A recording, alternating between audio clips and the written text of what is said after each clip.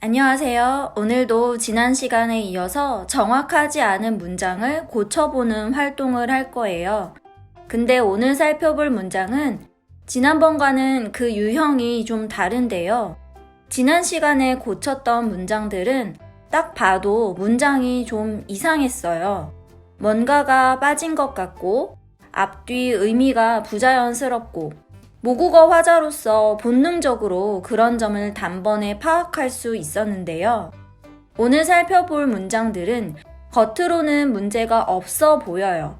문법적인 오류가 있는 건 아니거든요. 근데 문장의 의미를 정확하게 잘 전달하지 못하고 있습니다. 교과서 163쪽을 같이 보면서 시작해 볼게요. 왜 문장의 의미를 정확하게 전달하는 데 문제가 있느냐?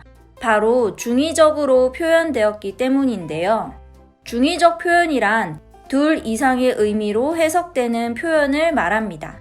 문장은 하나인데 왜 여러 가지로 해석이 될까요? 문장을 이루는 문장 성분은 각각의 역할이 있고 그 문장 성분끼리 긴밀하게 영향을 주고받으며 서로 연결되어 있는데요. 이 영향을 주고받는 과정에서 엉켰기 때문이에요. 범위, 범주라고 하는 것과 관련이 있는데요. 우리가 쓰는 문장들이 단순하지 않고 대체적으로 복잡한 구조를 가지고 있다 보니 어디서부터 어디까지가 한 묶음인지, 수식을 하는 화살표가 어디로 가야 하는지, 어디까지 수식해야 하는지 그런 문제들이 생기게 되는 거거든요. 이렇게 설명하니까 어렵게 느껴질 수도 있는데 실제로 예문을 보면 이해가 될 테니 너무 걱정 마세요. 그래서 우리는 중의적으로 해석되는 문장이 왜 중의적으로 해석되는지 그 원인도 알아야겠고요. 그리고 어떤 방식으로 그 중의성을 해소할 수 있는지 해결 방법도 알아야겠고요. 해결 방법에는 여기에 쓴 것처럼 크게 세 가지 방식이 있는데 문장이 다소 길어지더라도 자세하게 그 의미를 풀어 쓰는 방법, 어순을 바꾸는 방법, 쉼표나 보조사 등 뭔가를 추가하는 방법 등이 있고요. 그리고 최종적으로 그렇게 해서 문장을 정확하게 고쳤을 수도 있어야 할 거예요. 이런 포인트를 기억하시면서 교과서 예문을 살펴보겠습니다. 먼저 예시 문장, 슬기가 보고 싶은 친구가 많다. 이 문장에서 문제가 되는 부분은 바로 보고 싶은 이 부분이에요. 왜 문제가 되는지 알려드릴게요. 이 문장은 두 가지 방식으로 읽을 수 있는데요. 제가 끊어 읽는 부분에 주의해서 잘 들어보세요. 첫 번째, 슬기가 보고 싶은 친구가 많다. 두 번째, 슬기가 보고 싶은 친구가 많다. 두 가지 방식의 차이가 느껴지시나요? 그림과 같이 볼게요. 슬기가 보고 싶은 친구가 많다 라고 하면 슬기라는 학생이 지금 멀리 떨어져 있어요. 먼 곳으로 전학을 가버린 거야. 그래서 그 반 친구들이 다들 슬기를 너무 보고 싶어 해. 그런 의미가 되겠죠. 또 이렇게도 설명할 수 있습니다. 슬기가 보고 싶은 친구가 많다. 슬기가 전학을 갔어요. 낯선 곳으로 가니까 옛날 친구들이 막 생각나. 슬기 입장에서 수정이도 보고 싶고 영희도 보고 싶고 민지도 보고 싶고 막 그런 거지. 그래서 슬기가 보고 싶은 친구들이 참 많은 거예요. 이런 의미도 될 수 있겠죠. 그러니까 보고 싶은 주체, 보고 싶은 행위의 주어가 친구들이냐 슬기냐. 다시 말해서 보고 싶은 대상이 슬기냐 아니면 친구들이냐에 따라서 의미가 두 가지로 해석되는 거예요. 그럼 이 문장을 각각의 의미에 맞게 고쳐볼게요. 첫 번째, 보고 싶은 주체가 친구들이고 그 친구들이 보고 싶은 대상이 슬기인 경우 두 가지 방식으로 고쳤을 수 있는데요. 우선 간단하게 쉼표를 사용해서 제가 끊어 읽는 대로 그 부분을 표시하는 방식으로 고칠 수도 있어요. 슬기가 보고 싶은 대상이라는 점을 명확하게 표시하기 위해서 슬기 뒤에 목적격 조사를 사용할 수도 있고요.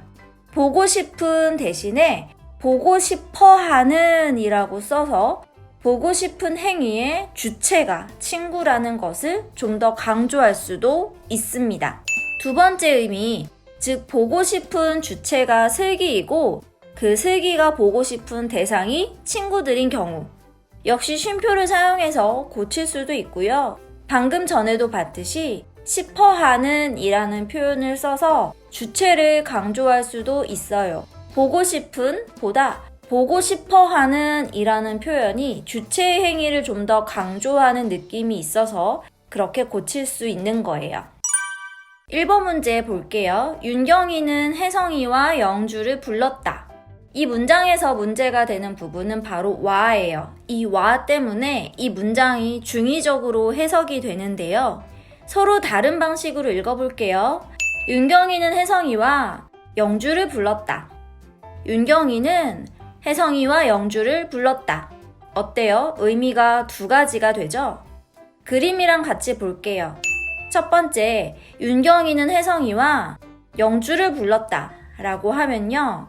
윤경이랑 혜성이가 같이 집에 가고 있었어요. 근데 저기 멀리 영주가 혼자서 집에 가고 있는 거예요. 그래서 윤경이랑 혜성이가 영주에게 같이 가자고 막 부르는 거죠. 두 번째는 윤경이는 혜성이와 영주를 불렀다. 윤경이가 혼자서 집에 가고 있었어요. 근데 저기 앞에 영주랑 혜성이가 같이 가고 있는 거예요. 그래서 반가운 마음에 같이 가자고 둘의 이름을 부르는 거죠. 그러니까 첫 번째 경우는 혼자 가는 사람이 영주가 되는 거고 두 번째 경우는 혼자 가는 사람이 윤경이가 되는 거죠. 이해 가시나요? 이 문장이 왜 문제가 되냐면 와, 과가 연결하고 있는 단어가 어떤 것인가 애매해서 그런 거예요. 첫 번째는 윤경이와 혜성이를 연결하고 있고 두 번째는 혜성이와 영주를 연결하고 있는데요. 와 라는 게 반드시 연결하는 두 단어 가운데에 들어가야 한다는 법은 없거든요. 예를 들어 나는 친구와 집에 간다. 나와 친구는 집에 간다. 이 두 문장을 보면 와의 위치는 상관없이 나, 친구 이 두 단어를 이어주고 있는 거죠. 그런 각각의 상황에 맞게 문장을 좀 더 정확한 의미 전달이 되도록 고쳐볼게요. 첫 번째 상황, 윤경이랑 혜성이를 한 묶음으로 하는 경우 와의 위치를 바꾸어서 이 두 단어를 연결하고 있다는 것을 좀 더 명확하게 보여주면 좋겠죠?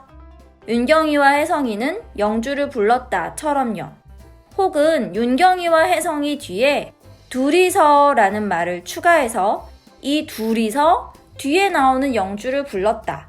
이렇게 좀 더 의미를 강조해서 풀었을 수도 있을 것 같아요.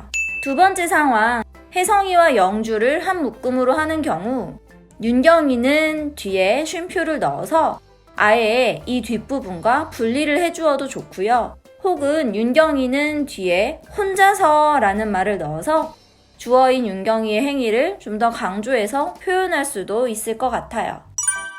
2번, 종현이는 어제 고향에서 온 혜리를 만났다. 이 문장에서 문제가 되는 부분은 바로 어제예요.